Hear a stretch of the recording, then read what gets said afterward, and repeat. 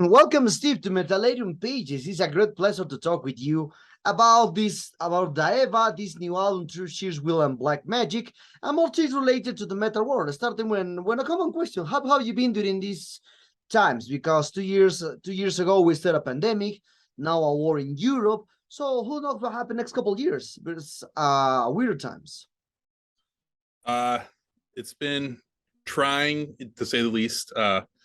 In a lot of ways, I'm personally still trying to kind of navigate and figure out how it's affected me mentally in ways that like I didn't know, and I'm realizing now that how it may have. But things are starting to kind of turn the corner a little bit. Some positive changes have been made in my life, so okay. Yeah. Okay. So when the band decided to work on this new album, perhaps do you have the opportunity, or do you take the opportunity for this pandemic, 2 years lockdowns, etc., to record and compose, or perhaps was when you released Pulse and Dark Absorptions, and since then you work on this new album? Well, it was a combination of a lot of things. So yeah, there was the pandemic and there was the lockdown, but there was also other stalls and factors into that. We went through like 3 different practice spaces, then of course the pandemic, and just not being able to get together and write much. And then of course when you start getting back together, somebody gets sick and things happen, and then it puts a damper on things. But also, like, I don't know, it's kind of hard. I'm one of those people, if I'm in a really shitty mood, I'm not necessarily the most inspired person. So there was a lot of that too during the downtime.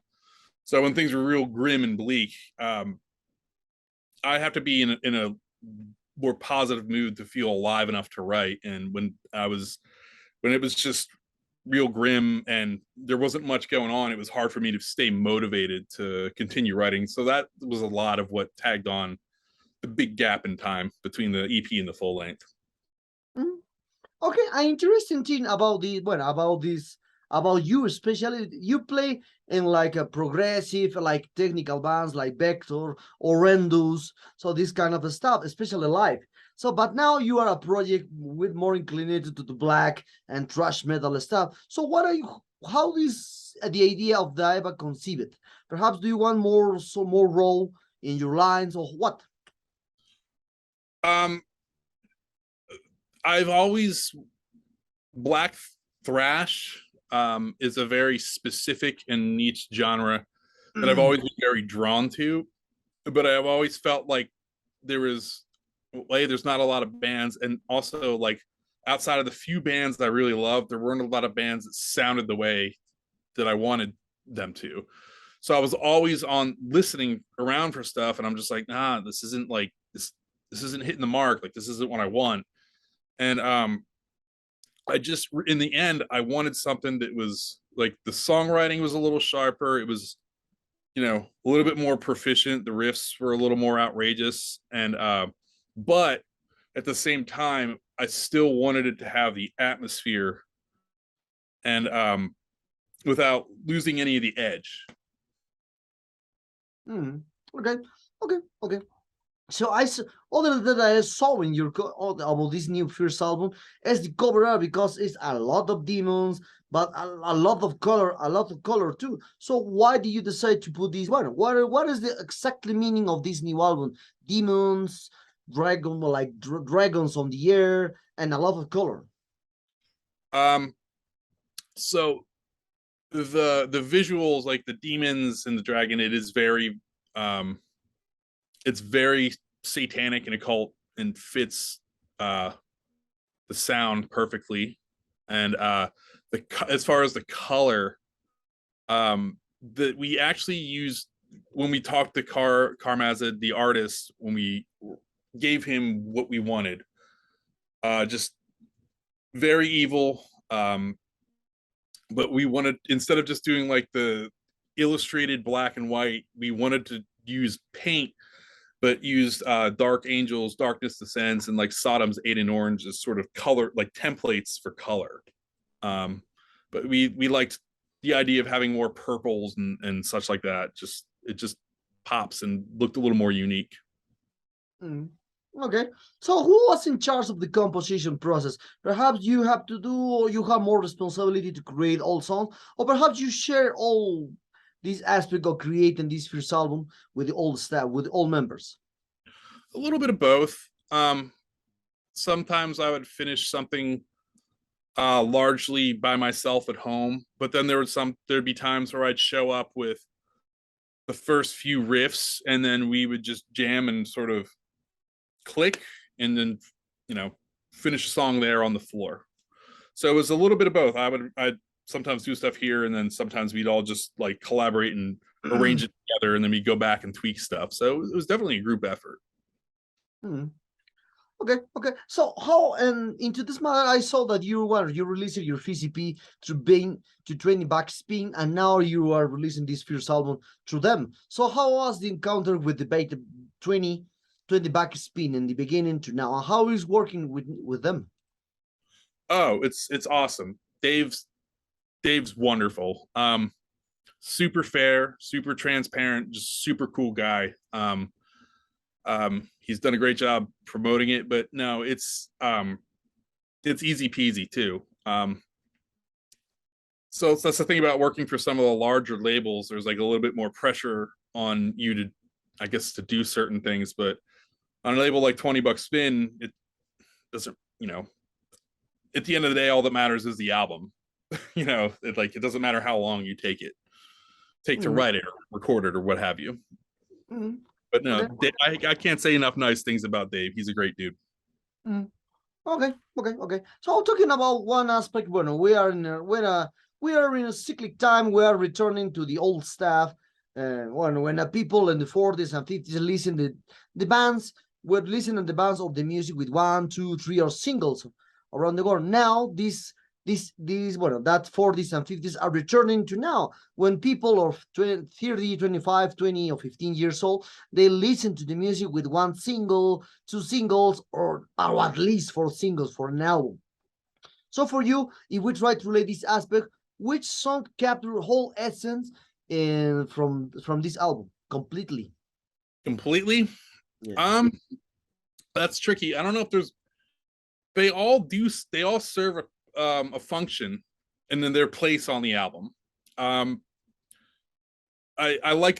can't pick one as like a definitive because they all do specific things. I think Polluting the Sanctuary, when we finished that felt like the most well-written song. It felt like the smoothest and with the most amount of turns, but didn't feel like, and dynamic, but it didn't feel overly clunky. But I don't know. Passion Under the Hammer is like kind of it's the more mid-pace song.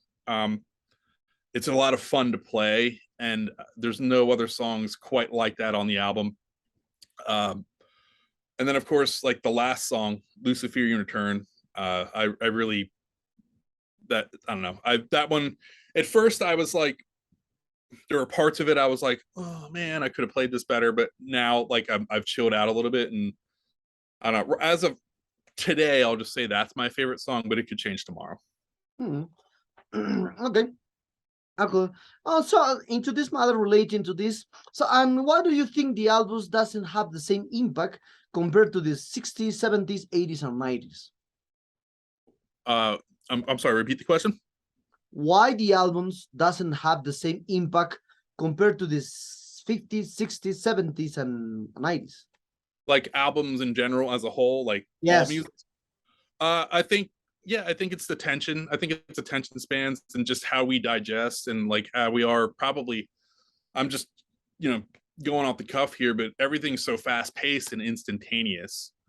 I mean, I think even with like music, largely people, at least from what I'm observing over here, I don't work in the music industry, so to speak, but a lot of people digest and like absorb music through mediums like Instagram, which is just like 30-second snippets of music.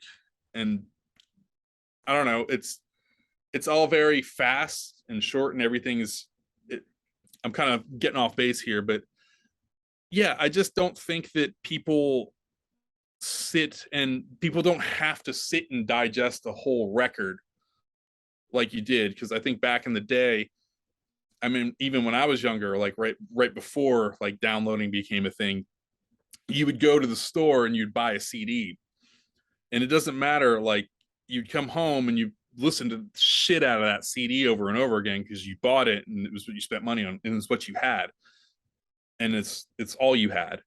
But now, like, you have so much at your fingertips, it's instantaneous and it's overwhelming. So I just don't think that people really absorb or really have to spend the time that they used to with listening to full albums. Okay.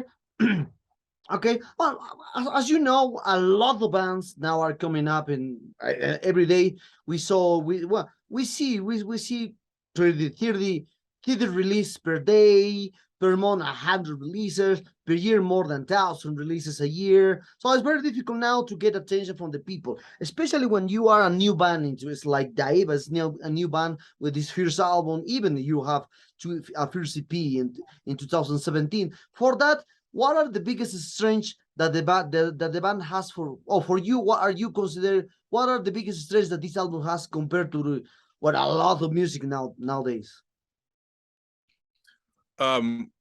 What is the biggest? I'm sorry, did you say the biggest stress? Strength. Um, I don't really know. I mean, it wasn't, honestly, with this sort of stuff, we just put the blinders on and keep our head down and just sort of make the album and focus on the albums that we want to make. None of us are full-time musicians. So I think a lot of people, they're always like, why do you take so long to do this? Or why don't you have records? Why don't you do that? And I'm not in a full-time band. I do that. This is a labor of love. So it's a lot of, I do this on my downtime.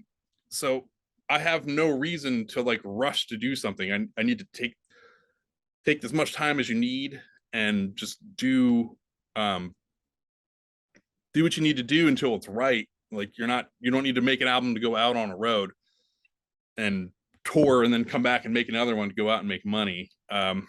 It's just take your time and make the best record you can. Yes, it's no stress. I'm sorry if I didn't answer the question or understood, but okay, don't worry. So into this talking about the other aspects, when I spoke with when a biggest bands were like when a biggest band Into the Black, death metal stuff from the 80s and 90s, all these artists told me that the new bands are more like it's not like the same bands like the 80s and 90s. This normally they think like these new bands are more modern for them than for the use. So into this aspect, so what is your think about the old artists, old musicians, things that the new bands are more into the studio than the old days? I mean, I think everything that's, especially like, it's like, take for example, like anything from the 80s, like thrash or heavy metal from the 80s, or like black metal from the early 90s. It was all very new and specific to a time, and it was a lot of it was like a small core group of people. And now I think that a lot of people look at it wrong or like off base. They're just like, oh, well, the bands aren't as good as like we were or they were. It's like, well, that's because this was a product of this time period. Now you just got to hear something that's fresh, that's a product of a different, like a new time period, if I'm saying that correctly. But like, yeah, you're not going to have Mayhem Part 2. You're not going to have Bathory Part 2. They're not going to sound like either of those bands. It's going to be a completely own entity. It's going to sound futuristic, just like those bands did in the 80s or in 90s. Okay. As a few months ago, we with the Metallarium stuff, we spoke about the artificial intelligence now as a tool into the general, especially into the art, because 3 or 4 months ago, the one person created software DALL-E. That is software, if you put the right descriptions, the works, and the work for and create the art, cover art for an album, etc., etc. So, what is your opinion about now the artificial intelligence? The artificial intelligence are more into the music, into the arts in general, because as you can see, I drum machines, guitar machines, bass machines, a lot of things now is with the artificial intelligence. What's your opinion about the music are more involved with the artificial intelligence now? So like, you mean like program drums and like just working Yeah, through like stuff like yeah. that? I don't know. Like, I don't personally listen to a lot of that kind of music, but I don't listen to a lot of music that lends itself to that. So I get it. It's sort of a means to an end, but I mean, for example, like home demoing and stuff, it's a very useful tool to have when you're writing music. Personally, I like the more interactive band experience. So that's a personal taste. I mean, I don't know. It doesn't. None of that type of stuff would fit what I do personally, so I wouldn't do it. But I could see. Well, take for example a band like Blue Dose Nord. That's all program drum, but that works for that in that context. But for what we do, not necessarily. But I mean, I don't know. I guess yeah, it all depends on what you're doing. You can, but I mean, yeah, just like anything else, you can use it and utilize it very poorly. So Okay. Okay. Well, as I said, we're speaking about other aspects, not just the band and the album. So, as I always consider that rock and or metal music is the music of people that may age, but the keep is the spirit young. As you can see, you have Iron Maiden there in your T-shirt, in your backgrounds, Iron Maiden. So I listen to the last records from the classic bands, and after decades, many of them managed to keep the energy. But to be realistic, so nothing lasts forever. That's in your opinion. What do you think is going to happen when most classic bands that can perform in stadium will be retired? Do you think that there are younger bands that can carry the torch in that aspect? man, I think about this often. Actually, it's a lot to unpack. I'm still kind of untangling things, but I mean, I guess the short answer is no. Like, yeah, when Iron Maiden or Metallica's are gone of the world, there's not. I don't think that phenomenon's ever going to quite be the same. But the bands that tentatively will like replace them are bands that I don't like. But just because I don't like them doesn't mean I don't know. It's a lot. But I mean, I guess for the sake of brevity, I'll say the short answer is no. I don't think that. I think that all those bands are very much a product of a time period that is long gone, and it's sad. But you know what? It's cool. We should, when these bands come through and Priest or Maiden come to town, we should go see them and enjoy them and appreciate the fact that we still can and say that we did. Okay. Okay, we are very close to this interview, Steve. And for that, what are the future plans that the band has for this new album? Perhaps a North American tour. Perhaps you have some proposals to play and some gigs in Europe, or who knows, in Latin America, because the Black Trash is the Black Trash fits perfectly in this area in Latin America because we love Sarcophago, we love Vulcano, we love this kind of stuff. There are Black Trash that. Hell yeah! I mean, we'd love to go down there. That'd be awesome. I've never played in South America, and our drummer's from Bolivia, Okay. so I'd love to make it down there. Right now we have a record release show planned here in Philadelphia with Sumerlands and Eternal Champion coming up. But other than that, like, we don't have any huge plans. We just are gonna wait and kind of see how it goes and see what offers we get, and take what we can as they come. So just keep an eye out. Okay. And one of the last questions: what exactly means Daeva?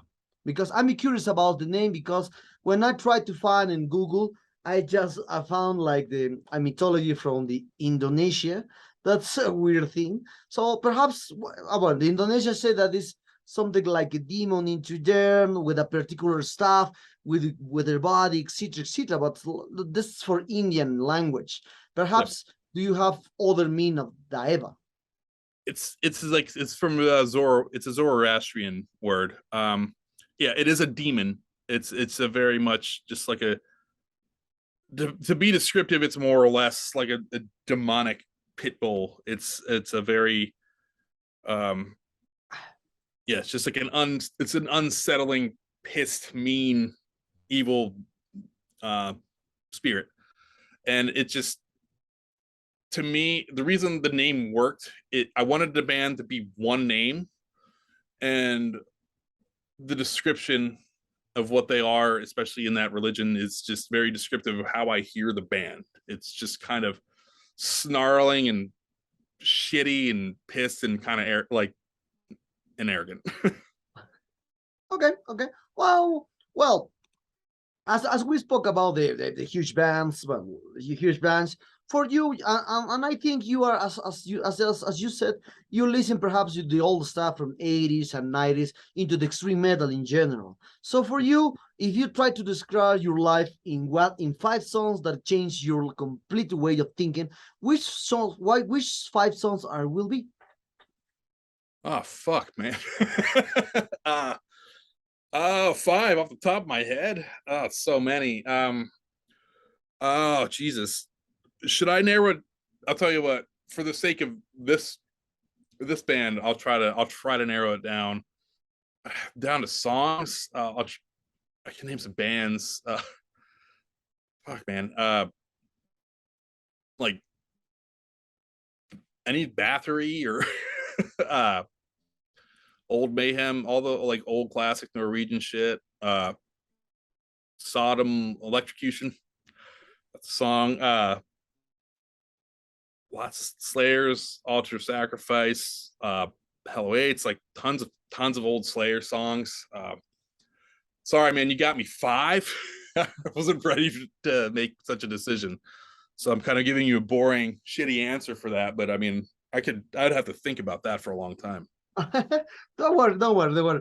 No, well, Steve, the sad times arrive at this interview. I hope you enjoy this one like me doing this one. So, congratulations for this first album. It's a great one. We put a great score in our website. We like 9/10 on the Mentalerian website. So I hope perhaps do you want to add something to your Latin American fans? And well, your new Latin American fans, even you told me that Enrique Sagarnaga is from Bolivia, but perhaps you have now more Latin people that follow the band and Metalero followers. Oh yeah. Yeah. I'd love to get down to South America, Latin America at some point. I've never been. I've heard it's some of the best, most passionate audience in the world to play to. I've been hearing that since I got into metal as a teenager. I'm 36 years old now, so I'd like to go down and experience it for myself.